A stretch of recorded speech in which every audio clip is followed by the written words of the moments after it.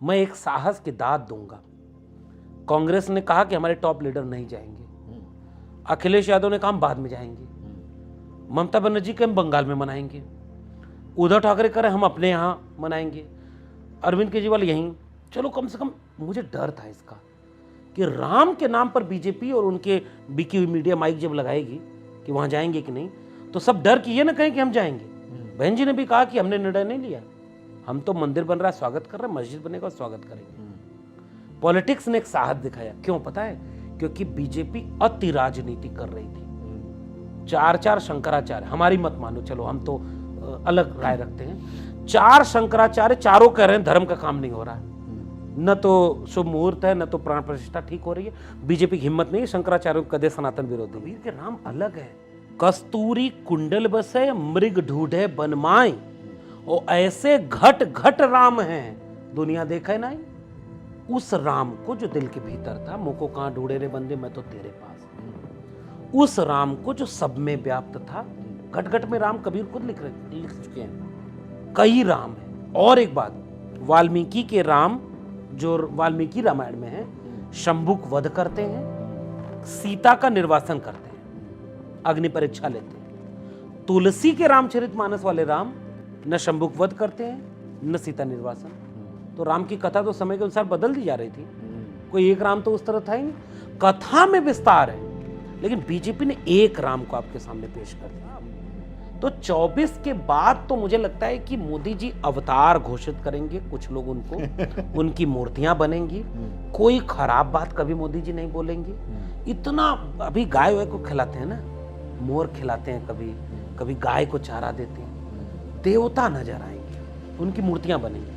क्योंकि वो जो जितना काम करना था, जितना इस देश को बर्बाद करना था, शिक्षा, रोजगार, आपसी प्रेम मोहब्बत भाईचारा, सब कुछ खत्म। मजदूर बन करके कंपनी में मजदूरी करिए और उतनी परचेजिंग पावर रहे कि व्यापार चलता रहे, और चुपचाप अपने देश में रह करके जी हजूरी करते रहिए।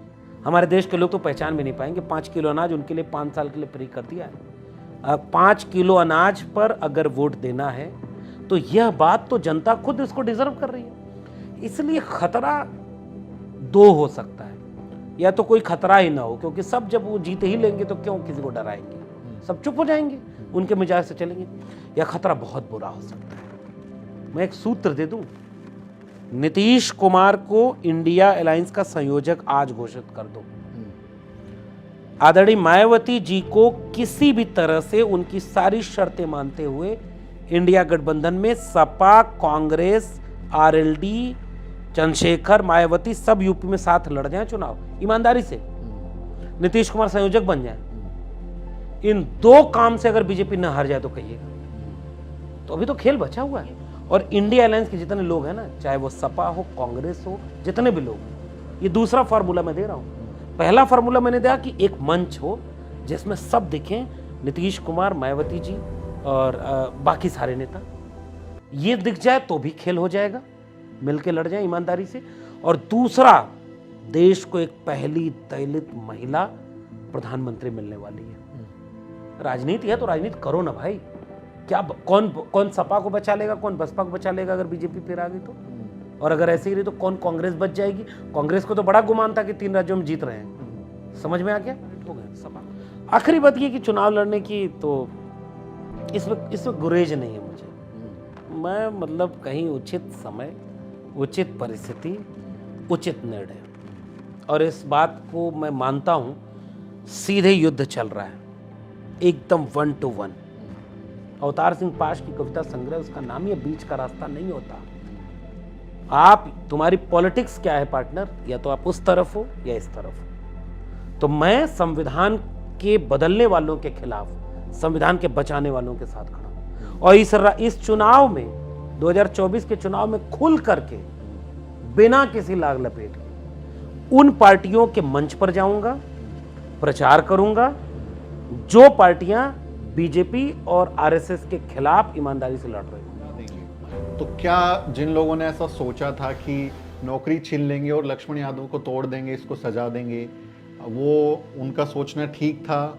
डॉक्टर लक्ष्मण यादव टूट गए हैं या अभी हिम्मत बाकी है? मैं एक शेर पढ़ता हूँ, वो शेर यूं है कि वाकिफ नहीं वो लोग सफर के उसूल से, साए की भीख मांग रहे हैं बबूल से। मैं तो सफर में हूं इस एतमाद पर, उभरेंगी मंजिलें मेरी ठोकर की धूल से। जब आपकी नौकरी गई तो बहुत सारी पोस्ट हमने देखी, तो बहुत लोगों का ये भी आरोप है कि डॉक्टर लक्ष्मण यादव सियासत कर रहे हैं, विक्टिम कार्ड खेल रहे हैं, और नौकरी तो गई क्योंकि काबिल नहीं थे या जो यूनिवर्सिटी के फैसले थे, सियासत में आना चाहते हैं डॉक्टर लक्ष्मण यादव। आरोपों का क्या है, मुझसे अच्छा है कि मेरा जिक्र उस महफिल में हो। तो जिक्र हो रहा है, अच्छी बात है, चाहने वाले लोग हैं। तो पहली टिप्पणी इस पर यह कि असल में मैं कोई सियासत नहीं कर रहा था, लेकिन अगर मैं सियासत करता भी तो भी उसकी छूट मुझे उस प्रोफेशन में है। हम उन नियमों कायदों के तहत बंधे नहीं होते जिससे कि कोई सरकारी कर्मचारी बंधा होता है। वो सरकार की आलोचना नहीं कर सकता, हम कर सकते हैं। वो बाहर जाके अपना विचार नहीं रख सकता, सोशल मीडिया पर खुल करके नहीं रख सकता, हम रख सकते हैं। हमें ये ऑटोनॉमी मिली है क्योंकि हम सरकार के नहीं, अपने विश्वविद्यालय के मुलाजिम हैं। और शायद मैं दिल्ली विश्वविद्यालय का पहला प्रोफेसर रहा जिसमें इतनी तादाद में बच्चे खुलकर प्रोटेस्ट करने उतर गए। वो मेरे शिक्षक होने का प्रमाण पत्र है, मेरी डिग्रियां प्रमाण पत्र नहीं है। मेरे कलीग ने जब बोला कि ऐसे प्रोफेसर बहुत नहीं है विश्वविद्यालय के पास, उन्हें तैयार करने में बहुत दशक लग जाता है, वो मेरा प्रमाण पत्र है। मेरे विद्यार्थी मेरे प्रमाण पत्र है। जय भीम साथियों, मैं हूं सुमित चौहान और स्वागत है आपका हमारी इस खास पेशकश में। आप सब जानते हैं कि हम आपको खास मुलाकात सीरीज में अलग अलग हस्तियों से मिलाते रहते हैं, और आज हमारे साथ एक ऐसी शख्सियत हैं जो इंटरनेट की दुनिया में अपनी खास पहचान रखती हैं। आप चेहरा देखकर समझ चुके होंगे, डॉक्टर लक्ष्मण यादव आज हमारे साथ हैं। और हाल ही में इनके साथ कुछ वाकयात हुए, जिस यूनिवर्सिटी, दिल्ली यूनिवर्सिटी में ये पढ़ाते थे, वहाँ से इन्हें बर्खास्त कर दिया गया, इनकी नौकरी चली गई।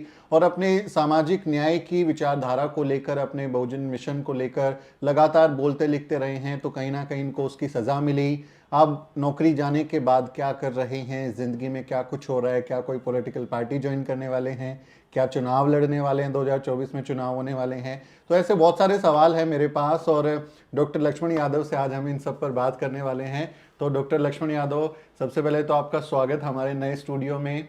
क्या हालचाल है, क्या चल रहा है आजकल? जी, बहुत शुक्रिया सुमित भाई, और न्यूज़ वीक के सभी साथियों का बहुत शुक्रिया, अभिवादन। और आपका ऑफिस बहुत अच्छा लगा।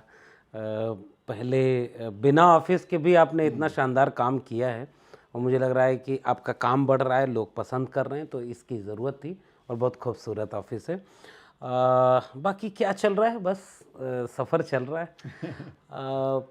नौकरी जाने के बाद एक चीज़ तो है कि 14 साल बहुत लंबा वक्त होता है, और वो भी उस पेशे के लिए जिसको आप बहुत दिल से चाहने लगे हों, जिससे आप प्रेम करने लगे हों। आपकी कॉलेज, आपके क्लासरूम, आपके विद्यार्थी, किताबें अचानक से वो छिन जाए, या कोई जानबूझकर उसे छीन ले। कोई एग्ज़ाम पास नहीं करते तो ये मान लेते कि चलो काबिल नहीं थे, कोई और वाकया होता तो भी खुद को समझा लेते कि ये होना था, किस्मत उस्मत बहुत मानते नहीं। तो ये झेल पाना, या इसको अभी भी मैं कहूँ कि इसको कबूल कर पाना, एक चुनौती बना हुआ है कि अचानक से आपसे आपके सपने, आपके कक्षाएं छीन ली जाएं, और वो भी किसी ठोस वजह से नहीं, शुद्ध रूप से पॉलिटिकल वजह से, शुद्ध रूप से वैचारिक वजह से। तो मुश्किल तो है। मतलब मैं आज भी जब सुबह उठता हूँ तो कई बार ये अचानक से मुझे लगता है कि मुझे तैयार होकर जल्दी अपने क्लासरूम में जाना है। मुझे आज शायद कोई एग्ज़ाम ड्यूटी तो नहीं, फिर अचानक लगता है कि नहीं, वक्त बदल गया, तुमसे ये सारे मौके छीन लिए गए। अब तुम्हारे ईमेल पर कोई मेल नहीं आता कॉलेज से। आखिरी मेल अभी आया कुछ दिन पहले, कॉपी चेक करने का। अच्छा। तो मैं अचानक से सोचा कि अरे मैंने कॉपी चेक नहीं की। फिर अचानक लगा कि चेक कैसे करोगे, तुम्हारे हाथ में वो कलम नहीं है। तो मुश्किल है सुमित जी, और निश्चित रूप से इससे उबरने की कोशिश में है। ऐसा नहीं है कि इसका अंदाज़ा नहीं था। जो काम, जो रास्ता हमने चुना था, उसमें अंदाज़ा था कि एक दिन ऐसा होगा। बहुत सारे लोगों के साथ अन्याय हो रहा है, मुझे लग रहा है कि उसके लिए मैं मानसिक रूप से खुद को तैयार कर रहा था। अब लेकिन कई बार लगता है कि वो तैयारी नहीं थी मेरी। वो बहुत बड़ी चीज़ है जो जीवन में खालीपन आपके एग्जिस्टेंस की कहीं कि आपका वजूद छीन लेना कि भाई मैं एक पत्रकार हूँ, अगर मुझसे मेरी पत्रकारिता छीन ली जाए, हाँ, आप एक टीचर हैं, अगर आपसे आपका टीचिंग का पेशा छीन लिया जाए तो कहीं ना कहीं एग्जिस्टेंस पर ही सवालिया निशान लग जाता मतलब और इसलिए क्योंकि हम कोई कल्चरल लेगेसी तो हमारे पास थी नहीं। हमारे पिताजी कोई किसी यूनिवर्सिटी के वाइस चांसलर थोड़े ही थे, या हमारे घर में कोई 15-20 लोग प्रोफेसर, पीएचडी होल्डर और ये सब तो है, कोई सोशल कैपिटल हम तो फर्स्ट जनरेशन थे। इलाके में पहली बार कोई इलाहाबाद विश्वविद्यालय जाए और विश्वविद्यालय टॉप कर जाए, ये उस पूरे इलाके के लिए नायाब चीज़ थी, पहली चीज़ थी। उसने जाने कितने लोगों के रास्ते खोले। दिल्ली विश्वविद्यालय आए तो वो इस इलाके के लिए बिल्कुल नायाब था, दिल्ली विश्वविद्यालय में प्रोफेसर बन जाना। तो वो चीज़ हमारे पास तो ऐसी नहीं थी कि कल्चर कैपिटल थी, अचानक से वो, और कई विकल्प करियर के छोड़ करके हमने ये सब चुना था। जब वो सब किया जाए तो मुझे लगता है कि फिर ये गलत है, और इस वजह से इस चीज़ से उभरने में थोड़ा टाइम लग रहा है। उभर जाएंगे, लड़ेंगे। वो वीरेंद्र डंगवाल की कविता मुझे बहुत अच्छी लगती है कि अब तक चलकर आए हैं इतने लाख वर्ष, तो आगे भी चल करके ही हम जाएंगे, आएंगे उजले दिन जरूर आएंगे। तो आएंगे उजले दिन ज़रूर आएंगे। ये पंक्ति कहीं ना कहीं प्रेरित करने के लिए ज़रूरी हो जाती है। मुझे लगता है कि जब आपको नौकरी से कहीं कि अलविदा कहा, आपको बर्खास्त किया गया और आपकी जगह किसी और को नौकरी दे दी गई, तो एक मंशा रही होगी, जो आपके विरोधी रहे होंगे या जिन लोगों को लगता होगा कि इसको हमको सबक सिखाना है, डॉक्टर लक्ष्मण यादव को सबक सिखाना है, नौकरी छीन लेंगे और इसको सज़ा देंगे। तो क्या जिन लोगों ने ऐसा सोचा था कि नौकरी छीन लेंगे और लक्ष्मण यादव को तोड़ देंगे, इसको सजा देंगे, वो उनका सोचना ठीक था? डॉक्टर लक्ष्मण यादव टूट गए हैं या अभी हिम्मत बाकी है? पता नहीं, मतलब इतनी छोटी छोटी चीज़ों से अगर हिम्मत टूटने लगे तो मैं एक शेर पढ़ता हूँ। वो शेर यूँ है कि वाकिफ नहीं वो लोग सफ़र के उसूल से, साए की भीख मांग रहे हैं बबूल से। वाकिफ नहीं वो लोग सफ़र के उसूल से, साए की भीख मांग रहे हैं बबूल से। मैं तो सफ़र में हूँ इस एतमाद पर, उभरेंगी मंजिलें मेरी ठोकर की धूल से। तो ये हौसला तोड़ लेना, वही तो एक चीज़ है। वो तो रखते थे जो एक हसरते तामीर सो है, मिर्ज़ा गालिब बहुत पहले लिख गए। बहुत लड़ करके, बहुत मेहनत करके खुद को, और पीछे हमारे जितने लोग हैं दो तरह के, एक तो परिवार के लोग और एक वैचारिक पुरखे। तो हमारे पुरखे जो परिवार के थे उन्होंने बहुत हौसला हिम्मत दी, और वैचारिक पुरखों ने हजारों साल की विरासत से हिम्मत दी। ये एकाध नौकरी छीनने वाले उसको क्या ही छीन पाएंगे, नंबर एक। दूसरी बात ये कि टूट जाएंगे, कमज़ोर पड़ जाएंगे। मैंने शुरुआत में क्यों कहा, वो एक मेरा संवेदनशील पक्ष है। आज भी मुझसे कोई कहेगा कि आप क्या चाहते हैं, तो मैं चाहूँगा कि मैं अपना क्लासरूम चाहता हूँ, मैं अपने विद्यार्थियों से बात करना चाहता हूँ। और शायद मैं दिल्ली विश्वविद्यालय का पहला प्रोफेसर रहा जिसमें इतनी तादाद में बच्चे खुलकर प्रोटेस्ट करने उतर गए। वो मेरे शिक्षक होने का प्रमाण पत्र है, मेरी डिग्रियां प्रमाण पत्र नहीं है। मेरे कलीग ने जब बोला कि ऐसे ऐसे प्रोफेसर बहुत नहीं है विश्वविद्यालय के पास, उन्हें तैयार करने में बहुत दशक लग जाता है, वो मेरा प्रमाण पत्र है। मेरे विद्यार्थी मेरे प्रमाण पत्र हैं। 14 साल 14 बैच पढ़ाया। तो आज भी अगर आप मुझसे पूछेंगे क्या चाहते हैं, तो मैं चाहूँगा कि हाँ वो चाहता हूँ। लेकिन किसी के दरबार का दरबारी बन के और किसी का गुलाम बन के भीख मांग के कभी ये नहीं चाहिए। वो मिल भी जाए तो अब उसके मिल जाने का गम हो। तुझे पाने की कोशिश में अब इतना खो चुका हूं मैं कि तू मिल भी अगर जाए तो अब मिलने का गम होगा। इस दिल्ली विश्वविद्यालय में 5000 लोग परमानेंट हुए, और जाके देखिए भाई साहब, सब कुछ बिक गया। लोगों ने फेसबुक अकाउंट बंद कर दिए, नया अकाउंट बनाया, मुझसे कहा कि फोटो डिलीट कर दिए, भैया आपकी वजह से नौकरी नहीं मिलेगी। अच्छा, आपके साथ फोटो है तो नुकसान हो जाएगा। तो किसी ने अपनी पत्नी की नौकरी लगाने के लिए आंदोलन बेच दिया। अब वो कुछ नहीं लिखते किसी चीज के खिलाफ। कोई अपने रिश्तेदारों की नौकरी लगाने, क्या मिला उससे? आप एक नौकरी के लिए अपना सब कुछ गिरवी रख दिया। चाहते वो लोग भी थे, हमसे भी बोला कि चुप हो जाओ तो हो सकता है रास्ता निकल आए परमानेंट करने। मैंने कहा मैं गलत बोल रहा हूं तो मुझे बता दो। मेरे विश्वविद्यालय ने मेरे खिलाफ कोई कंप्लेन दी हो, मेरे कॉलेज ने मेरे खिलाफ कोई कंप्लेन दी हो कि कोई भी मेरा एक काम गलत हो, और अगर गलत नहीं है तो चुप क्यों हो जाओ? तो वो जमीर से समझौता और उसूलों से समझौता हमारे रगों में नहीं है। तो कोई न हौसला टूटा न हिम्मत टूटी, और अब तो सुमित जी किताब लिख रहा हूं। अच्छा, उनको ये लग रहा होगा कि निकाल दिया नौकरी से, चुप हो जाएगा, डर जाएगा। हमारे समाज के लोग कहते हैं कि मतलब एक बार किसी ने मुझसे कहा कि अब तक आपको कम लोग जानते थे, अब तो आपको और लोग जानने लगे, पूरे देश में आपके लिए आंदोलन हो गया। मैं जिन्हें नहीं जानता हूं वो मेरे चाहने वाले लोग सड़क पर उतर गए, हजारों लोगों ने राष्ट्रपति के नाम ज्ञापन लिखा। ये मेरी कमाई है, मुझे लगता है कि ये बड़ी उपलब्धि है। तो अब उनको लग रहा था कि वो डरा देंगे, चुप कर देंगे, हम तो किताब लिख दी है, और वो किस्से जो विश्वविद्यालयों के हैं अब वो लोगों के बीच हम सुनाया करेंगे। तो कब आ रही है किताब, और किताब में क्या कुछ होगा? किताब मेरी कोशिश है 3 जनवरी के दिन मैंने वो किताब पूरी की, और वो माता सावित्रीबाई फूले की जयंती का दिन है। हमारे पुरखे जिन्होंने कलम और किताब के लिए लड़ाई लड़ी जी। और मैं चूंकि उसी कलम और किताब की निर्मिति हूँ, मुझे उसने बनाया है, तो उस दिन मैंने पूरी की 3 जनवरी 2024 को। अब उसका फाइनल प्रूफ का और उस सब का काम चल रहा है। एक आध दो प्रकाशकों ने मना भी कर दिया है कि नहीं, ठीक नहीं है छापना, बड़ा आपने जो है एकदम। ऐसा क्या लिख दिया उसमें? सच्चाई लिखी है। दिल्ली विश्वविद्यालय ही नहीं, देश भर के विश्वविद्यालयों को 14 साल अपनी आंखों के सामने जिस कदर बदलते देखा है, उसी का किस्सा लिखा है।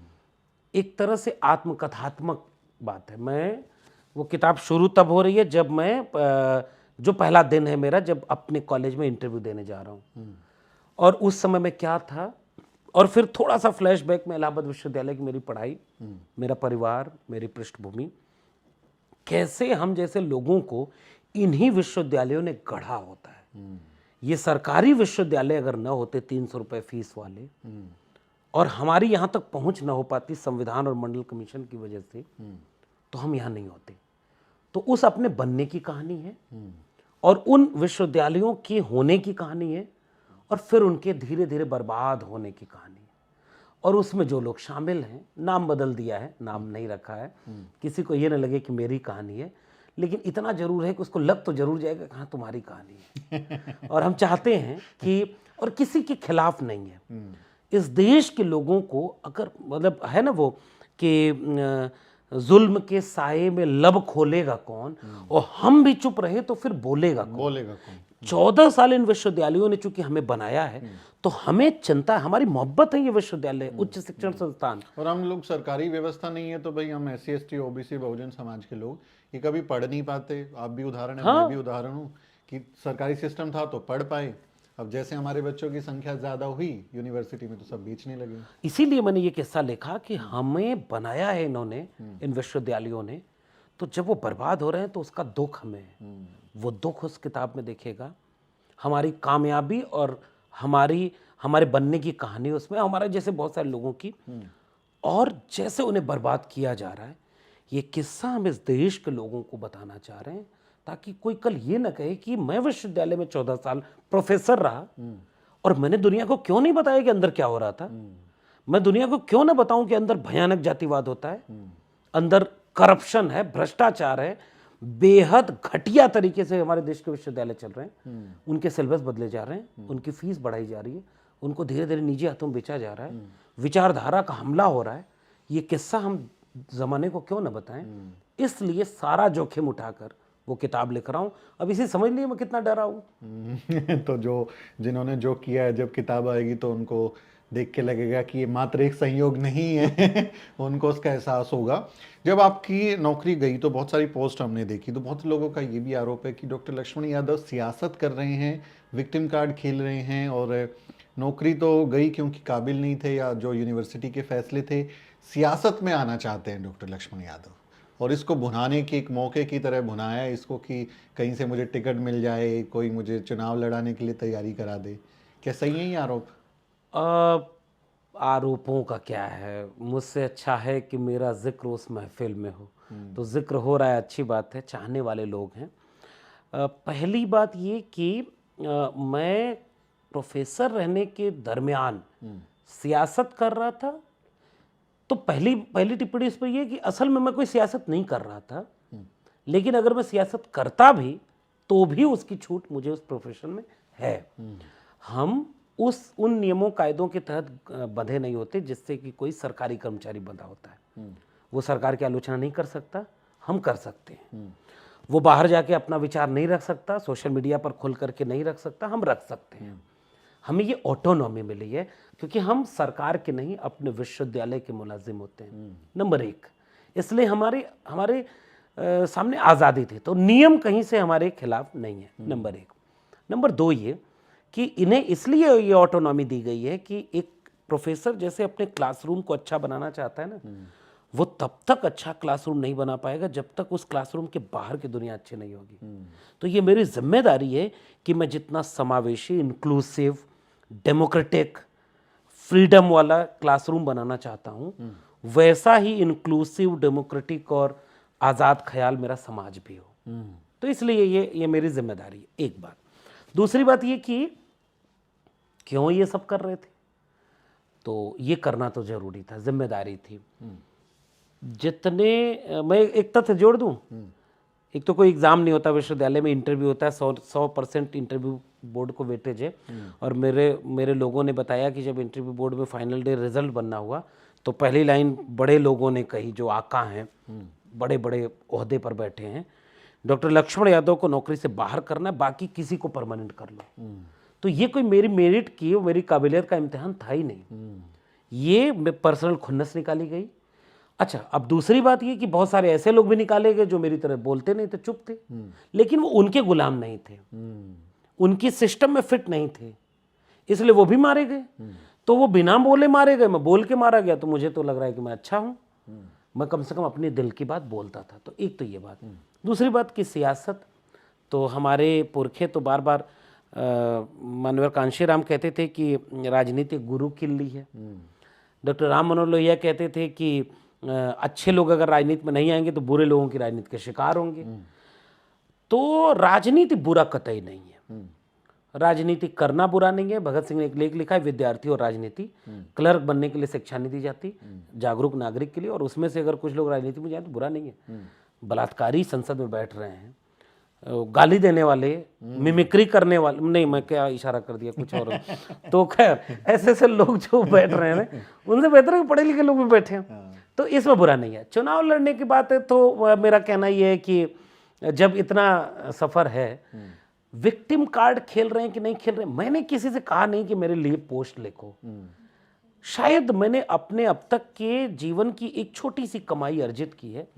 बाबा साहब डॉक्टर अंबेडकर, ज्योतिबा फूले, साहू जी, तमाम लोगों की किताबों को पढ़ा, विचारों को जाना और थोड़ा सा जीने की कोशिश करता हूँ। वो बहुत बड़े लोग थे, उन्हीं की बातों को सोशल मीडिया से जब मौका मिला लोगों के बीच में कहना शुरू किया, लोग पसंद करने लगे इस शैली को।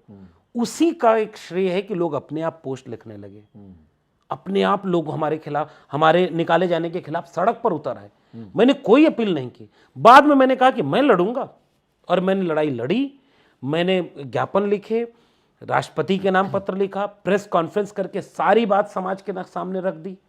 मेरे पास पैसे नहीं है, मेरे पास संगठन नहीं है कि मैं देश भर में कोई आंदोलन खड़ा कर सकूं, लेकिन आंदोलन अपने आप खड़े हुए। एक तो ये बात, मेरे अलावा बाकी सब मेरे कॉलेज के परमानेंट हो गए। आखिरी बात ये कि चुनाव लड़ने की तो इसमें गुरेज नहीं है मुझे। मैं मतलब कहीं उचित समय, उचित परिस्थिति, उचित निर्णय, और इस बात को मैं मानता हूं, सीधे युद्ध चल रहा है एकदम 1 to 1। अगर इस देश के प्रोफेसरों को बचना है तो उन्हें सच बोलना होगा, सच के सामने खड़ा होना होगा, वरना चुपचाप जाके गुलाम बन गए। कैसे गुलाम बने? हेफा आ गया, लोन लेकर के प्रोफेसर क्लास ले रहे हैं, पता लगाइए। उनके ऊपर एस्मा लागू हो रहा है, बोर्ड ऑफ गवर्नर्स बन गया है, 40% सिलेबस ऑनलाइन मोड में चला गया है, और ये तो एक पॉलिसी का सवाल, 45,000 डिग्री कॉलेज बंद होके 15,000 पे आएंगे, सेल्फ फाइनेंस कोर्सेज बन रहे हैं, फीस महंगी हो रही है, और दूसरी तरफ जहां हॉस्टल होना चाहिए वो गौशाला बन रही है, और प्रोफेसर वहां बैठ करके हवन में समझा डाल रहा है। हमें ये नहीं चाहिए, ये प्रोफेसर। दुनिया चांद पे जा रही है, हमारे गोबर का रिसर्च हो रहा है, विज्ञान है कि नहीं उसमें। तो वो मने, इसलिए युद्ध सीधे सामने है, एक वैचारिक युद्ध, बीच का रास्ता कोई नहीं है। अवतार सिंह पाश की कविता संग्रह, उसका नाम ही बीच का रास्ता नहीं होता। आप, तुम्हारी पॉलिटिक्स क्या है पार्टनर, या तो आप उस तरफ हो या इस तरफ हो। तो मैं संविधान के बदलने वालों के खिलाफ, संविधान के बचाने वालों के साथ खड़ा हूं, और इस चुनाव में, 2024 के चुनाव में खुल करके, बिना किसी लाग लपेट के उन पार्टियों के मंच पर जाऊंगा, प्रचार करूंगा जो पार्टियां बीजेपी और आरएसएस के खिलाफ ईमानदारी से लड़ रहे होंगे। मंच पे आप गए समाजवादी पार्टी के, हमने देखा, वीडियो आया, तस्वीरें आई, अखिलेश यादव आपकी शादी में भी आए थे, तो अखिलेश यादव से नज़दीकियां, लोग कह रहे हैं कि समाजवादी पार्टी के लीडर बन गए डॉक्टर लक्ष्मण यादव, तो समाजवादी पार्टी अखिलेश की तरफ से ऑफर नहीं आया कि भाई चलो चुनाव लड़ा देते हैं तुमको? नहीं, देखिए, शादी में तो बहुत सारे लोग आए, बिहार के शिक्षा मंत्री आए, चंद्रशेखर आज़ाद भीम आर्मी के हमारे भाई हैं वो आए, बहुत सारे लोग आए, अखिलेश जी भी आए। दिल्ली में जब उसका रिसेप्शन हुआ तो आम आदमी पार्टी के 2-3 बड़े नेता जो हमारे निजी संबंध हैं वो लोग आए दिल्ली में, बहुत सारे पार्टियों के लोग आए, कांग्रेस के आए। तो सबसे बारी बारी लोग अफवाह उड़ा रहे हैं कि कहीं आम आदमी पार्टी से टिकट मिल रहा है, कहीं कांग्रेस से मिल रहा है, कहीं सपा से, कोई कह रहा है आरजेडी से जा रहे हैं, बड़ी नज़दीकी है आरजेडी के। तो मैं थोड़ा इंतजार कर रहा हूँ कि पहले लोग ही तय कर लें। अच्छा है, चर्चा हो रही है, तो एक तो ये बात। दूसरी बात कि हाँ, समाजवादी पार्टी के मंच पर गए, उन्होंने प्रशिक्षण शिविर चलाया जिसका मोटिव था जाति जनगणना, और मैंने खुद से ये जब ये बातचीत हुई, अखिलेश जी अच्छे नेता हैं, मैं चाहता हूं कि बीजेपी को छोड़ के हर पार्टी के मंच पर जाऊं, आज कोई गुरेज नहीं, मैं चाहता हूं कि एक दिन बहन जी से मिलने का मौका मिले, उनके मंच पर उनकी तारीफ करने, उस लड़ाई को याद करने, और आज फिर से उस लड़ाई की जरूरत है, उसे मजबूत करने का मौका मिले, तो मैं वहां भी जाना चाहता हूं। मैं आरजेडी के मंच पर भी गया हूं, उनके भी प्रशिक्षण शिविर में गया हूं। राष्ट्रीय जनता दल का खुद का अपना प्रशिक्षण शिविर जो उनके कार्यालय में हुआ, मैं सपा के भी मंच पर गया हूं, सबसे नजदीकी, चूंकि हमारी वैचारिक नजदीकी। अगर आज अखिलेश यादव कह रहे हैं कि बाबा साहब का संविधान खतरे में है, पीडीए उसे बचाएगा, तो हम कहते हैं कि हम आपके साथ हैं। आज अगर मायावती जी, उनकी पार्टी कहती है कि संविधान हम बचाएंगे, हम बसपा के साथ हैं। आज कांग्रेस भी कह रही है, चलो बाद में भले ही पलट कर आ गए, पहले कल को विरोध कर रहे थे, लेकिन अगर वो कह रहे हैं जाति जनगणना होनी चाहिए, तो हम उतनी दूर तक उनके भी साथ हैं। हम बीजेपी को इस समय जो हराएगा साफ, क्योंकि 24 का चुनाव अगर बीजेपी जीत गई ना, तो फिर इस देश में जब साफ संविधान ही नहीं बचेगा, तो कौन सपा, बसपा, आरजेडी और जेडीयू बचेगी क्या? ये खतरा मेरे सामने है। इसलिए मैंने एकदम स्पष्ट अपना एक निर्णय लिया है, बीजेपी को हराने वाले लोगों के साथ सामने से खड़ा रहूंगा, ये मेरी जिम्मेदारी है। उन्होंने एक नौकरी छीनी, मेरी कोशिश रहेगी कि मैं उनकी कुर्सी छीनूं। तो 2024 के चुनाव में आप कह रहे हैं कि मैं खुलकर प्रचार करूंगा, तो यूपी में सियासत में अभी तो जरा अलग समीकरण बन गए हैं। बहन जी ने ऐलान कर दिया जन्मदिन पे कि मैं तो अकेले चुनाव लड़ूंगी। उधर अखिलेश यादव, उन्होंने कहा था कि हम साथ में लड़ाएं, और इंडिया गठबंधन की बात हुई कि उसमें बहन जी आए, लेकिन बहन जी ने मना कर दिया कि मैं नहीं जा रही। तो अखिलेश यादव के लिए प्रचार करोगे कि बहन जी के लिए प्रचार करोगे? नहीं, मुझे लग रहा है कि मैं फिर से कह रहा हूं कि अभी तो मेरी मंशा ये है, मेरी सदिच्छा ये है कि एक हो जाएं, और नहीं हुए तो फिर तो निर्णय लेना पड़ेगा। फिर मुझे ये दिखेगा, अगर मान लीजिए, कल्पना करिए कि एक सीट ऐसी है जिस पर साफ दिख रहा है कि बीजेपी को हराने की क्षमता कोई गठबंधन का दल ले रहा है, चाहे वो आजाद समाज पार्टी चंद्रशेखर आजाद, राष्ट्रीय लोकदल के जयंत चौधरी, अखिलेश यादव, कांग्रेस, मान लीजिए एक अलायंस है। ये लग रहा है कि अगर इसका साथ दिया जाए तो ये बीजेपी को वहां हरा देगा। हर सीट का अलग अलग आंकड़ा होता है, कई सीट ऐसी होगी जहां आपको लगेगा कि नहीं, बसपा का कैंडिडेट मजबूत है, मेरा मुझे मौका मिलेगा, उचित रास्ता दिखेगा, तो मैं चाहूंगा कि जहां बसपा का कैंडिडेट बीजेपी को हराए, वहां बसपा के कैंडिडेट को मजबूत किया जाए, बशर्ते कि ईमानदारी हो हराने में। कल को अगर समाजवादी पार्टी वो ईमानदारी नहीं दिखाएगी कि वो बीजेपी से लड़ना चाहते हैं आंख में आंख डाल करके, तो मुझे हिचक होगी वहां भी जाने में। कल को कांग्रेस अगर ये दिखाएगी कि नहीं नहीं वो बीच का रास्ता ले रहे हैं, जैसे मध्य प्रदेश में लड़े थे, लग ही नहीं रहा था कि आप उनको हराना चाह रहे हैं, और जो गठबंधन के नियम अनुशासन बने आपने खुद उन्हें तोड़ा। आप कभी बाबा के दरबार में चले गए और इधर लोग कह रहे थे संविधान बचाना है, 14 एंकरों पर बैन हुआ, आप उसको हेलीकॉप्टर में बैठ के। मेरी शर्त सुमित जी ये है कि ये निर्णय तो जनता को करना पड़ेगा।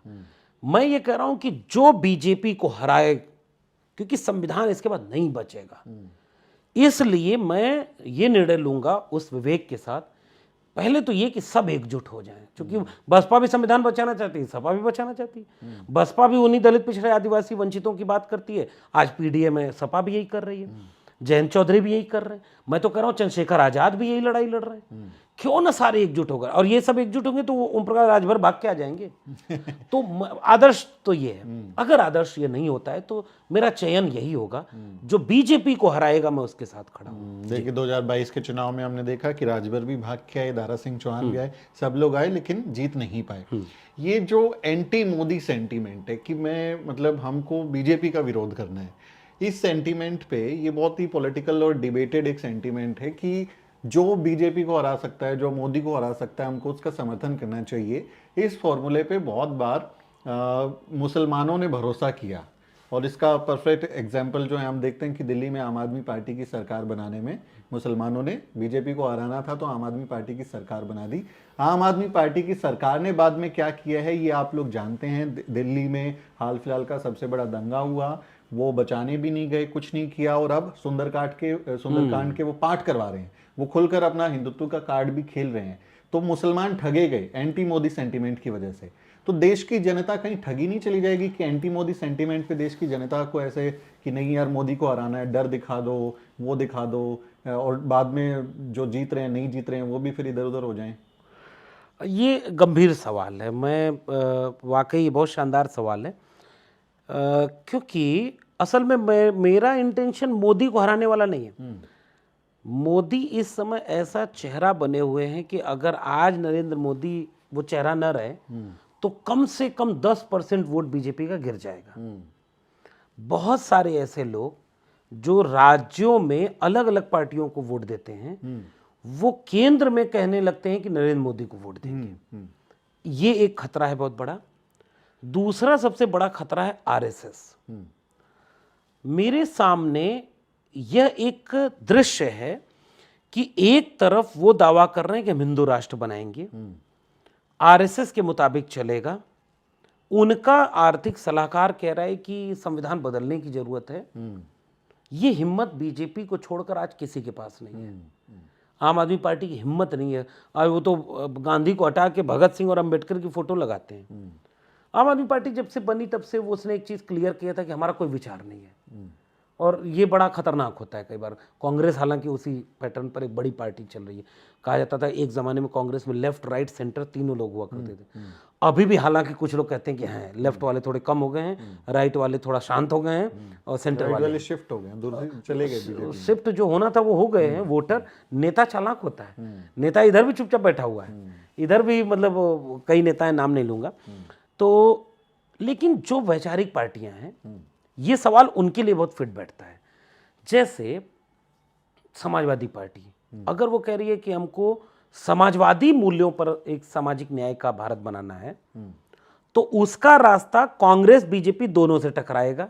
इसलिए इन पार्टियों का उदय ही कांग्रेस नॉन बीजेपी मूवमेंट से हुआ है। पूरा जनता परिवार, समाजवादी परिवार non Congress non BJP movement की पैदाइश है। पूरा मान्यवर कांशीराम का आंदोलन और बहुजन राजनीति non Congress non BJP movement की पैदाइश है। क्योंकि मान्यवर कांशीराम ने तो एक बड़ा कठोर वाक्य भी कह दिया था, वो सांपनाथ नागनाथ वाला। लेकिन और ये दोनों हैं, और आदर्श बात ये है कि कई जगह पे आप देखेंगे कांग्रेस ने अतीत में गलतियां की, कई जगह पे बीजेपी कर रही है। कांग्रेस की गलतियों से लड़ सके आप, बचा सके बहुत कुछ। आज जो बीजेपी है वो तो लड़ने लायक भी नहीं छोड़ेगी। भीमा कोरेगांव यलगार परिषद जेल में हैं लोग, पत्रकार जेल में हैं, प्रोफेसर नौकरी से निकाल दिया है, जेल में है, उसके बाद बुलडोजर, उसके बाद आपके बच्चों के हाथ से शिक्षा खत्म, सब कुछ खत्म। तो अब ये वो वाला तर्क नहीं है कि मतलब बीजेपी को हराना ही अंतिम विकल्प है।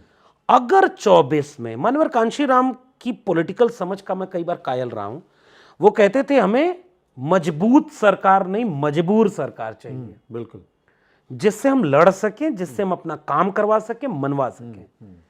शायद मैं वहां अभी खड़ा होना चाहता हूं। मैं चाहता हूं कि ये जो मजबूत सरकार है ये हारे, क्योंकि ये सब कुछ खत्म हो जाएगा अगर ये जीत गए तो।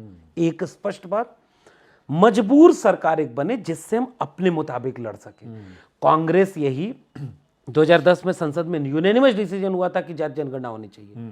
प्रणब मुखर्जी, पी चिदम्बरम दोनों ने मिलकर के ऐसा खेल कर दिया कि जाति जनगणना नहीं हुई। आज वही कांग्रेस कह रही नहीं, जाति जनगणना बहुत जरूरी है। तो अब ऐसी सरकार चाहिए जिससे हम लड़ करके अपना हक करवा सकें। ज्वाइंट सरकार हो, मिली जुली सरकार हो, एक तरफ उसमें बहुजन आंदोलन के लोग शामिल हों, एक तरफ उसमें समाजवादी लोग शामिल हों, कांग्रेसी हों, और जहां जरूरत पड़े अपना दबाव डाल करके आंदोलन तो कर सकें, सड़क पर उतर तो सकें। यह सरकार अगर दोबारा बन गई तो आंदोलन खत्म, वैचारिकी खत्म। फिर जो उम्मीद, जो जिसकी बात आप अपने सवाल में कर रहे थे कि एक ही पार्टी या एक ही नेता को आप डर दिखा करके सबको कर देंगे, वो वाली उम्मीद भी खत्म हो जाएगी कि ये नेता नहीं रहेगा तब हम अब मजबूत हो लेंगे। उसने पार्टियां तोड़ दी साहब, चुनी हुई सरकारें गिरा दी, पूरी की पूरी पार्टी खत्म कर दी। ये जो खतरा है ये। और आखिरी बात, मुसलमानों को लेकर जो आपने बात कहा है वो बिल्कुल ठीक है। मतलब मुसलमान इस देश में आज भी एक ऐसा तबका है जो सबसे ज़्यादा अन्याय, अत्याचार का, शोषण का शिकार हो रहा है, लेकिन उसका अपना कोई नेता ढंग का नहीं हुआ। और कई बार इसको इस तरह पलट कर भी देखिए, मुसलमानों ने अपने मुसलमान के बीच से कभी कोई नेता माना भी नहीं। उन्हें यकीन था कि ये जो भारत है इसमें जो लोग सेकुलर होंगे, डेमोक्रेटिक होंगे, संविधान को मानने वाले होंगे, हम उनके साथ खड़े हो जाएंगे। धोखा उनको भी मिला। तो ये धोखा ऐसे ही दलित समाज, ओबीसी, तमाम जगहों में, भाई मोहन यादव को बना दिया मुख्यमंत्री मध्य प्रदेश में, और यादवों का सम्मेलन करा रहे मोहन यादव से। तो वो तो चाह रहे हैं ओबीसी भी हमारे साथ है। मोदी जी खुद ओबीसी, दलित महिला, दलित को राष्ट्रपति बनाया, फिर आदिवासी महिला को अब इसमें महामहिम है। इन सब टैक्टिक्स से क्या है कि वो जो गुंजाइश है उसको भी तो वो खत्म कर रहे हैं। इसलिए मेरा कहना यह है कि सामान्य परिस्थितियों का चुनाव ये नहीं है।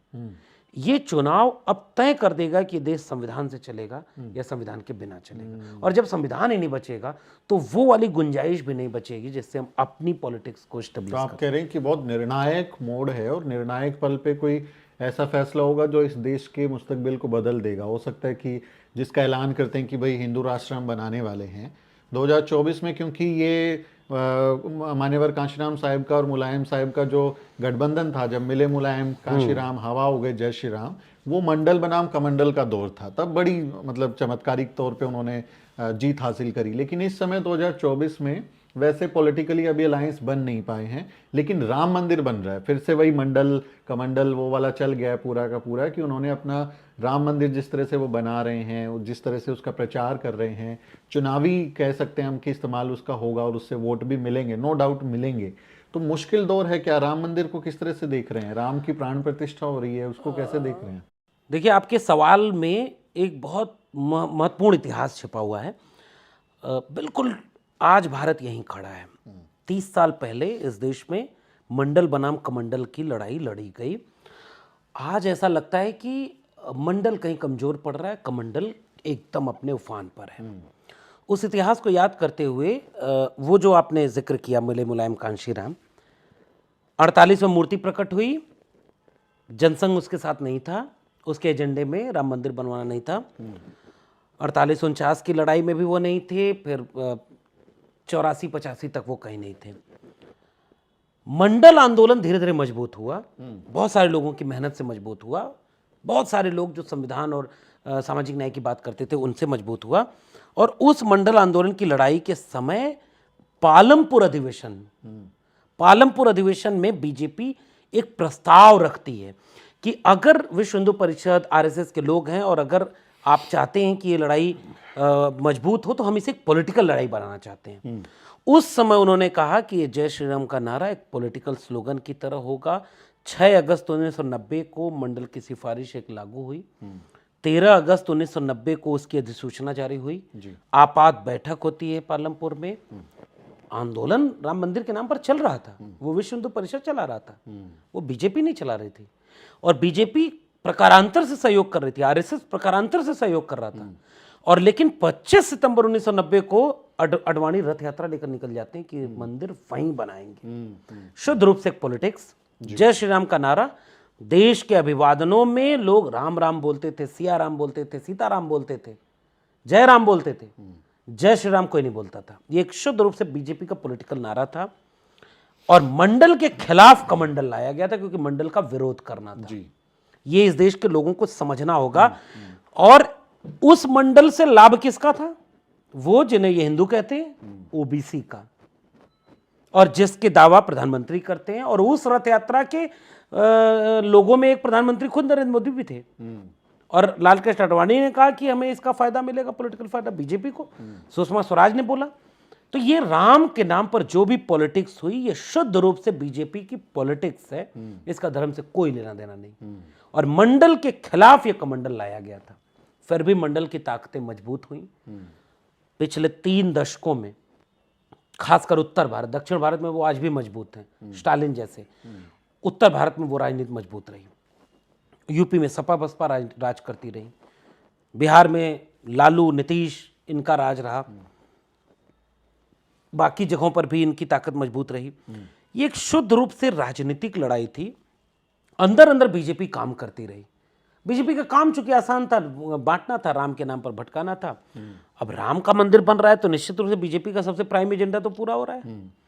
राम मंदिर बनेगा, 370 हटेगी, कश्मीर को हम मैनिफेस्टो में था ना, सब कुछ उनके मैनिफेस्टो में पूरा करके दिखा दिया। और बाहर दिखाने का चेहरा कुछ और था कि 2 करोड़ रोजगार देंगे, 15 लाख नौकरी। कुछ लोग इससे भ्रम में आए, लेकिन मेजॉरिटी वोट बैंक अपने कोर वोटर का था। उसके लिए वो मंदिर बना रहे हैं और राम के नाम पर वही छवि पेश कर रहे हैं। मैं चूंकि साहित्य का विद्यार्थी हूं तो मैं जानता हूं कि राम के कई रूप हैं।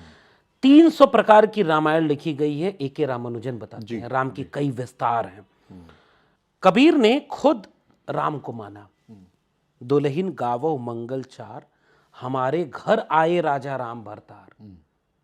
कबीर के राम अलग हैं। कस्तूरी कुंडल बसे, मृग ढूढ़े बनमाए, और ऐसे घट घट राम हैं, दुनिया देखे नहीं। उस राम को जो दिल के भीतर था, मुझको कहां ढूंढे रे बंदे, मैं तो तेरे पास में। उस राम को जो सब में व्याप्त था। घट घट में राम कबीर खुद लिख चुके हैं। कई राम हैं। और एक बात, वाल्मीकि के राम जो वाल्मीकि रामायण में है, शंभुक वध करते हैं, सीता का निर्वासन करते हैं, अग्नि परीक्षा लेते हैं। तुलसी के रामचरितमानस वाले राम न शंभुक वध करते हैं न सीता निर्वासन। तो राम की कथा तो समय के अनुसार बदल दी जा रही थी। कोई एक राम तो उस तरह था ही नहीं। कथा में विस्तार है, लेकिन बीजेपी ने एक राम को आपके सामने पेश कर दिया। अब उस विस्तार को छोड़ देते हैं। अब तो पता नहीं इस देश में लोग डिबेट भी नहीं करेंगे, गंभीर बातचीत भी नहीं होती कि साहित्य और संस्कृति के कितने रूप होते हैं। इसी देश में बुद्ध और आजीवक और जैन का दर्शन रहा, जो वेदों के खिलाफ खड़ा हो गया। इसी देश में कबीर, रैदास, पलटू दादू, भीखा, बुल्ले शाह हुए, गुरु नानक, चोखा मेला हुए। वो उस पूरी परंपरा और आडंबर पाखंड के खिलाफ खड़े हो गए। किसी ने उनको सनातन विरोधी नहीं कहा, किसी ने उनको देशद्रोही, धर्मद्रोही नहीं कहा। लेकिन अब तो जैसे लगता है कि इसमें कोई बात ही नहीं होगी। शैव और शाक्तों में यहां लड़ाई हुई, रक्त संघार, शैव, शाक्त, वैष्णव एक ही, तीनों आस्तिक थे, तीनों लड़ते थे। लेकिन अब वक्त बदल गया। हम लोग चूंकि राजनीति पर बात कर रहे हैं, तो निश्चित रूप से बीजेपी ने आम जनमानस, जिसको शिक्षा कम मिली, चेतना कम है, उसको समझा दिया है कि देश का देवता कौन? राम। लेकिन सबसे ज्यादा मंदिर किसके? शिव के, हनुमान के। मंदिर मिलते नहीं, और सबसे बड़ा देवता कौन? राम बना दिया। ये एक पॉलिटिकल नैरेटिव है। निश्चित रूप से इसका फायदा बीजेपी को मिलेगा, इसलिए बीजेपी सब कुछ झोंक कर राम मंदिर पर चुनाव लड़ रही है। मैं एक साहस की दाद दूंगा। कांग्रेस ने कहा कि हमारे टॉप लीडर नहीं जाएंगे। अखिलेश यादव ने कहा हम बाद में जाएंगे। ममता बनर्जी के हम बंगाल में मनाएंगे। उद्धव ठाकरे कह रहे हम अपने यहाँ मनाएंगे। अरविंद केजरीवाल यहीं। चलो, कम से कम मुझे डर था इसका कि राम के नाम पर बीजेपी और उनके बिकी हुई मीडिया माइक जब लगाएगी कि वहां जाएंगे कि नहीं, तो सब डर कि ये ना कहें कि हम जाएंगे। बहन जी ने भी कहा कि हमने निर्णय नहीं लिया, हम तो मंदिर बन रहा है स्वागत कर रहे हैं, मस्जिद बनेगा स्वागत करेंगे। पॉलिटिक्स ने एक साहस दिखाया, क्यों पता है? क्योंकि बीजेपी अति राजनीति कर रही थी। चार शंकराचार्य, हमारी मत मानो, चलो हम तो अलग राय रखते हैं, 4 शंकराचार्य चारों कह रहे हैं धर्म का काम नहीं हो रहा है, न तो शुभ मुहूर्त है, न तो प्राण प्रतिष्ठा ठीक हो रही है। बीजेपी की हिम्मत नहीं है, शंकराचार्यों कदे सनातन विरोधी है। पॉलिटिक्स बदल रही है, रामद्रोही, धर्मद्रोही, जहां दिख जाए अखिलेश यादव, कल को बहन जी कहने के नहीं जाएंगे, उनको धर्मद्रोही, अखिलेश यादव को, कांग्रेस को। लेकिन धर्म गुरुओं को क्या कहेंगे? वो तो आपके लोग हैं ना, मतलब धर्म के मानने वाले लोग हैं। एक तो ये पक्ष आया, दूसरा है जो अति राममय हो गया ना, लाइव टेलीकास्ट अयोध्या से चल रहा है, सब कुछ राम आएंगे तो अंगना सजाएंगे, मेरी झोपड़ी के भाग आग खुल जाएंगे जब राम आएंगे। 69,000 शिक्षक भर्ती वाले मार खा रहे हैं, लाठी खा रहे हैं, उनकी झोपड़ी के भाग कैसे खुलेंगे? अब मंदिर पहले भी था, मंदिर बाद में, धर्म इनके बीजेपी और आरएसएस के पहले भी था, धर्म इनके बाद में भी रहेगा, जैसा रहना होगा। ये शुद्ध रूप से राजनीति। तो मेरा एक पक्ष इसमें है कि ये जो अति राजनीति बीजेपी कर रही है ना, ये बैकफायर करेगा। राम के नाम पर क्या बीजेपी को 14 में वोट नहीं मिला? मिला। जो राह खोचा था वो 19 में मिल गया। कौन सा नया वोटर है जो राम मंदिर बनने के बाद एडिशनल बीजेपी को देगा? ये मेरा पक्ष है।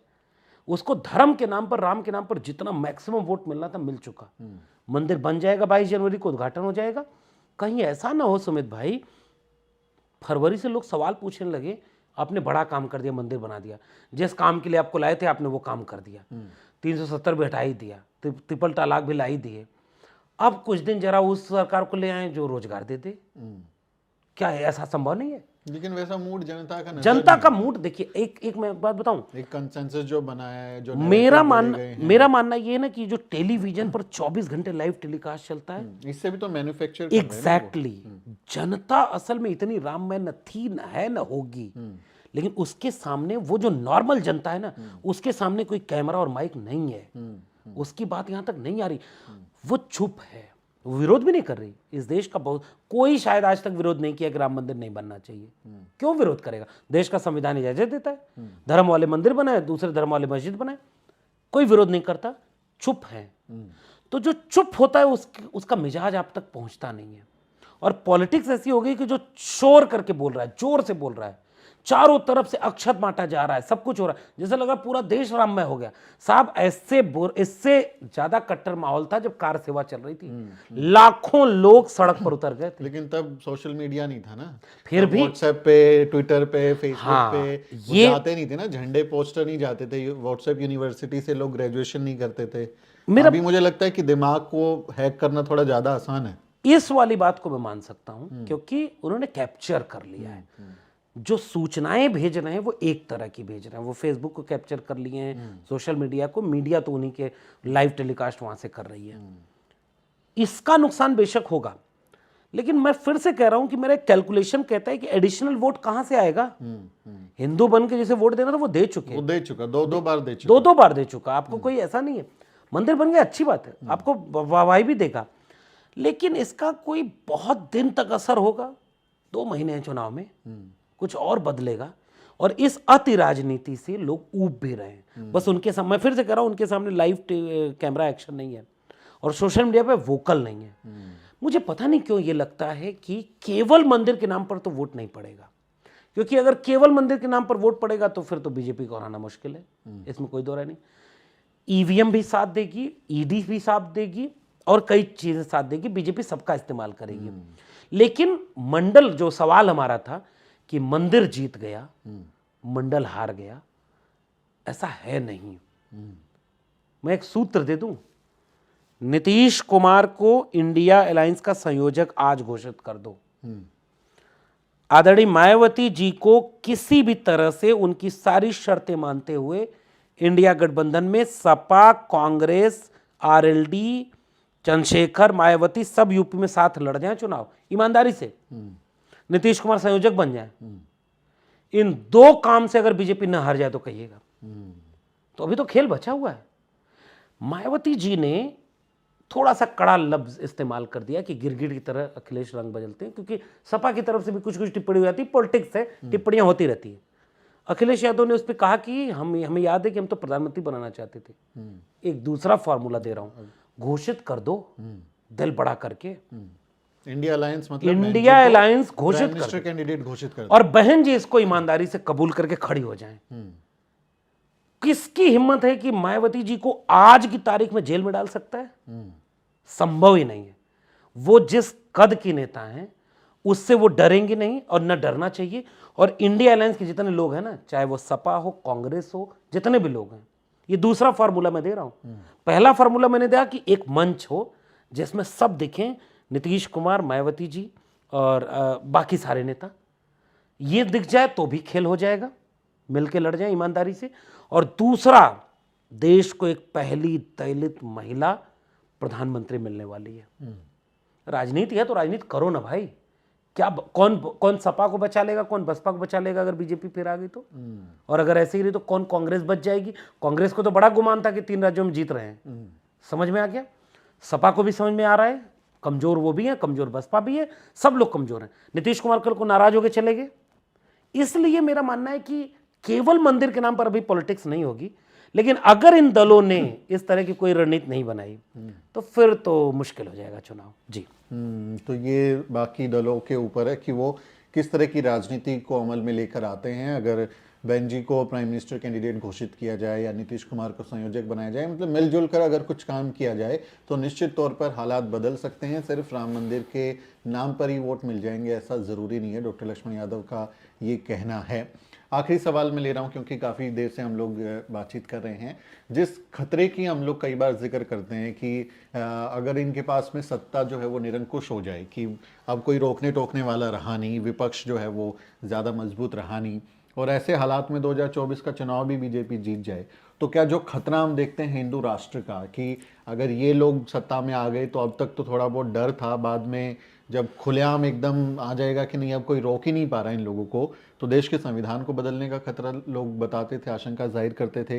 हिंदू राष्ट्र की खुलेआम ऐलान किए जाते थे, संविधान की प्रतियां जलाई जाती थी, और रामराज के नाम पर ही सही अगर वो हिंदू राष्ट्र आता है तो वो कितना घातक होगा और क्या इसकी संभावनाएं आप देख रहे हैं? क्योंकि राजनीति पर, भविष्य पर कुछ तो भविष्यवाणियां रहती होंगी दिमाग में।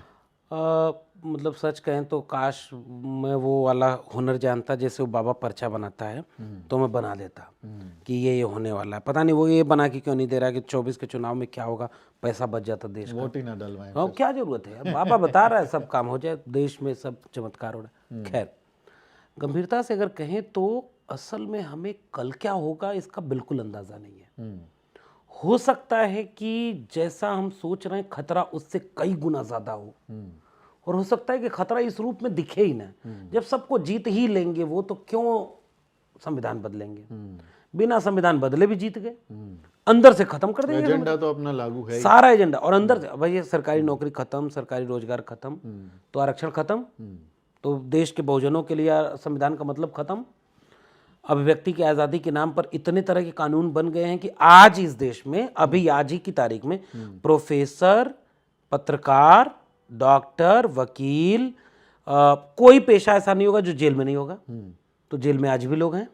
जिसको चाहते हैं उसका जबान चुप हो जाए, नहीं चुप होगा तो बुलडोजर, ईडी, सब कुछ हो रहा है। क्यों फिर संविधान बदलेंगे? ये सब काम हो सकता है थोड़ा और बढ़ जाए और अपने आप लोग डर जाए, ये होगा देश में। लेकिन हिंदू राष्ट्र घोषित हो जाएगा, जरूरत ही नहीं पड़ेगी। आरएसएस एक दिन घोषणा कर देगी कि 2025 में आरएसएस के 100 साल पूरे हो रहे हैं, हम सबको हिंदू मानते हैं, अब सब हमारे मुताबिक रहेंगे। तो असल खतरा आरएसएस है, क्योंकि आरएसएस जिस विचार पर चलता है वो विचार पितृराज का है, वो विचार धर्म की राज की स्थापना करने का है, और वो धर्म हिंदू धर्म नहीं, सवर्ण हिंदू धर्म, पुरुष वाला हिंदू धर्म। लेकिन चेहरा वो, जैसे मोदी जी को मंदिर बनवाना था लेकिन रोजगार देने का वादा किया, तो एक होता है दिखाने वाला चेहरा, एक होता है मूल। तो रोजगार, 15 लाख, 2 करोड़, 100 स्मार्ट सिटी, ये सारे दिखाने वाले चेहरे। वोट इसके नाम पे भी मिला, काम ये वाला हुआ। अब इस पे तो वो बात भी नहीं करती। जो जनता इसके वो वोट दी थी रोजगार, शिक्षा, स्मार्ट सिटी पर, वो मंदिर पे खुश है कि झोपड़ी के भाग खुल जाएंगे, और जबकि वोट दिया था नौकरी पर। तो ये वाला जो भारत है ना, इसको समझते हुए आरएसएस ने भी दो चेहरे रखे हैं। एक तरफ आरएसएस का सॉफ्ट चेहरा है, दलित आ जाओ हमारे बगल में बैठ के एक ही थाली में खाना खाते हैं, कोई हिंदू राज नहीं बनेगा, अरे छोड़ो हम सब मिल के रहेंगे, भाईचारे से रहेंगे। और लेटरल एंट्री से 340 में सारे अपर कास्ट के लोग लेटरल एंट्री से ज्वाइंट सेक्रेटरी बनेंगे। तो अब बताइए, क्या घोषणा करने की जरूरत है हिंदू राष्ट्र बनाने की? क्या घोषणा करने की जरूरत है कि संविधान खत्म होगा? 340 लोग लेटरल एंट्री से ज्वाइंट सेक्रेटरी इस देश में अब तक बन चुके हैं। एक भी दलित, पिछड़ा, आदिवासी, पसमानदा हो तो बता दें। जब नहीं है तो इसका मतलब रास्ता खुल गया है। पूरे देश की पूंजी को अपने दो उद्योगपति दोस्तों के हाथों में बेच दिया है। सारी सरकारी शिक्षा, सरकारी रोजगार, सरकारी सब कुछ बिक गया है। बचा क्या साहब? तो 24 के बाद तो मुझे लगता है कि मोदी जी अवतार घोषित करेंगे, कुछ लोग उनको उनकी मूर्तियां बनेंगी। कोई खराब बात कभी मोदी जी नहीं बोलेंगे। इतना अभी गाय वाय को खिलाते हैं ना, मोर खिलाते हैं, कभी कभी गाय को चारा देते हैं। देवता नजर आएंगे, उनकी मूर्तियां बनेंगी, क्योंकि वो जो जितना काम करना था, जितना इस देश को बर्बाद करना था, शिक्षा, रोजगार, आपसी प्रेम, मोहब्बत, भाईचारा, सब कुछ खत्म। मजदूर बनकर के कंपनी में मजदूरी करिए और उतनी परचेजिंग पावर रहे कि व्यापार चलता रहे, और चुपचाप अपने देश में रह करके जी हजूरी करते रहिए। तो बस ये वाला देश बनेगा। इसलिए मैं उस भाषा में वो बात नहीं कह रहा हूं कि संविधान खत्म हो कि मनुस्मृति लागू होगी। नहीं होगा साहब। जो संविधान के भरोसे जीत रहा है वो संविधान को कभी नहीं बदलेगा। अंदर से मनुस्मृति, लिबास वही रहा, और अंदर से मनुस्मृति आ गई तो क्या करेंगे आप? हमारे देश के लोग तो पहचान भी नहीं पाएंगे। 5 किलो अनाज उनके लिए 5 साल के लिए फ्री कर दिया है। अब 5 किलो अनाज पर अगर वोट देना है तो यह बात तो जनता खुद इसको डिजर्व कर रही है। इसलिए खतरा दो हो सकता है, या तो कोई खतरा ही ना हो, क्योंकि सब जब वो जीते ही लेंगे तो क्यों किसी को डराएंगे, सब चुप हो जाएंगे, उनके मिजाज से चलेंगे, या खतरा बहुत बुरा हो सकता है। तो ये दोनों इस देश की जनता को तय करना है। मैंने इसीलिए शुरुआत में कहा कि मैं क्यों बोला, मैं तो किसी पॉलिटिकल पार्टी का सदस्य नहीं हूं ना। आज की तारीख में मैंने कोई पार्टी ज्वाइन नहीं की है। मुझे कहीं से टिकट अभी नहीं मिल रहा है कि जाके चुनाव लड़ूं, मिलेगा तो लड़ूंगा, वो अलग बात है। लेकिन फिर भी मैंने अपने से संकल्प किया है। मैं बेरोजगार हूं आज की तारीख में, फैमिली का पहला व्यक्ति हूं जो इसको रोजगार मिला था, जिस पे उम्मीदें टिकी थी। मेरा करियर मेरा पूरे सामने है, फिर भी मैं क्यों कह रहा हूं कि मैं बीजेपी को हराने के लिए खड़ा हूं और जाऊंगा प्रचार में, क्योंकि मुझे साफ दिख रहा है इसके बाद का भारत बहुत खतरनाक होने वाला है। मेरी जिम्मेदारी है, और मैं ये बात चूंकि समझ रहा हूं, तो मैं अगर ये काम नहीं करूंगा तो फिर क्या होगा। इसलिए जो आपका सवाल था बहुत महत्वपूर्ण सवाल था। इस देश के लोग इस बात को समझें। देखो, संविधान रहेगा, बाकी सब बचा लोगे। अगर यही खत्म हो गया और प्रकारांतर से खत्म हो जाएगा, मंदिर बनना एक नए राष्ट्र की घोषणा का वो तारीख है 22 जनवरी। उस दिन भारत अब एक नए राष्ट्र में प्रवेश कर रहा है। इसलिए दूसरा भारत जो बिरसा, फूले, अंबेडकर, पेरियार का था, बुद्ध से लेके कबीर होते हुए मंडल और कांशीराम का था, उस भारत के मानने वाले लोगों से मेरी अपील और गुजारिश है, अभी भी थोड़ा सा वक्त है, बचा सकते हो तो इस लड़ाई से अपने बच्चों का भविष्य बचा लो। शुक्रिया।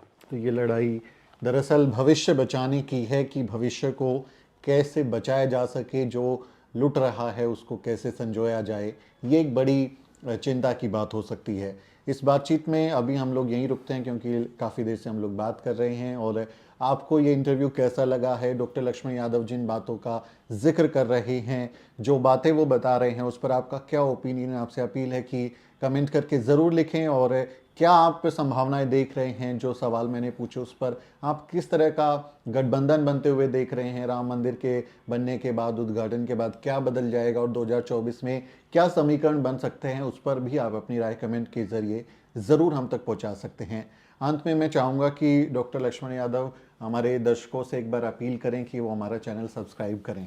बिल्कुल सही आपने कहा। एक तो टीवी देखना बंद कर दें।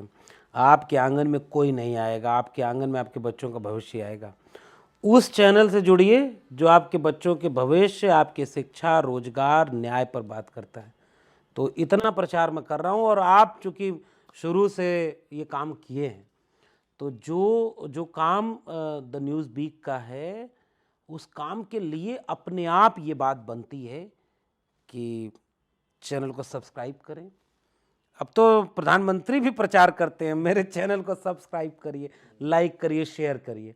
तो जब प्रधानमंत्री भी यूट्यूबर हैं, तो मुझे लगता है कि जो न्याय और सच के साथ, संविधान के साथ खड़ा है, उस यूट्यूब चैनल को तो आपको जरूर सब्सक्राइब करना चाहिए।